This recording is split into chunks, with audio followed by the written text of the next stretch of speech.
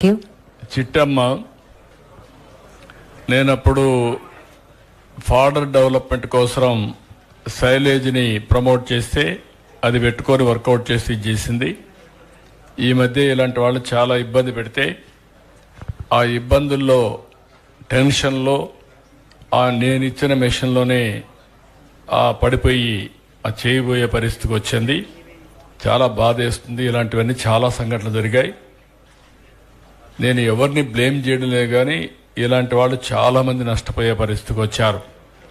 ఆ అమ్మాయికి ఆ చేయి ఆర్టిఫిషియల్ లింబ్ పెట్టించేట్టుగా హ్యాండ్ పెట్టేట్టుగా ఇమీడియట్గా నేను ఆదేశాలు ఇస్తున్నా. సీఎం రిలీఫ్ నుంచి ఎంత అయితే అంత ఖర్చు పెట్టి అవన్నీ చేస్తామని చెప్పి తెలియజేసుకుంటూ, ఇంకొక పక్కమ్మ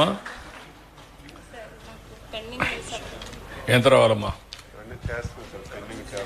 ఎంత ఉంది?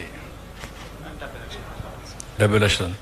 ఓకే, అదే 37/2018 రూపాయల యూనిట్ సైలేజ్ కార్న్ సైలేజ్ మిషనరీని మాకు 75% సబ్సిడీ మీద ఇచ్చి ఆ మిషన్ మీరే స్వయంగా వచ్చి ప్రారంభించారు సార్. అదే ప్రోత్సహించా. ఇప్పుడు ఎంత డబ్బులు రావాలి మీకు? లెక్క ఉందా? ఎంత ఉన్నాయి? కాదు, నేనేమంటానంటే ఈ అమ్మాయిది ఇప్పుడు ఇచ్చేసేయండి.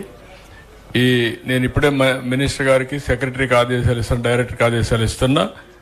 ఆ బిల్లు ఒకటి తెప్పించి ఇమ్మీడియట్గా ఇది క్లియర్ చేయండి. మిగిలిన కూడా తెప్పించి క్లియర్ చేస్తాం. ఇమ్మీడియట్గా బిల్లు కూడా ఇచ్చేసేయండి. ఆ హ్యాండ్ కూడా ఇచ్చేది. లేమా ఇమ్మీడియట్గా చేసేయండి. ఓకే అమ్మా, థ్యాంక్ యూ అమ్మా. చిట్టమ్మ, అటు చూడమ్మా.